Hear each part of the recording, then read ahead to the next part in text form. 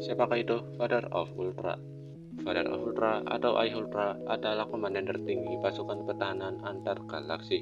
Dia adalah suami dari Father of Ultra, ayah dari Ultraman Taro dan Ultraman S melalui adopsi, dan dia juga kakek dari Ultraman Taiga. Dahulu kala, saat Ultimate Wars berlangsung, Ultraman Ken dan Ultraman Belial berpartisipasi untuk melawan alien Emperor.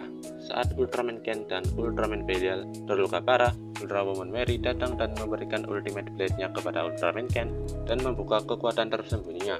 Saat Ultraman Ken dan alien Emperor saling menebas satu sama lain, alien Emperor mengalami luka parah dan akhirnya melarikan diri.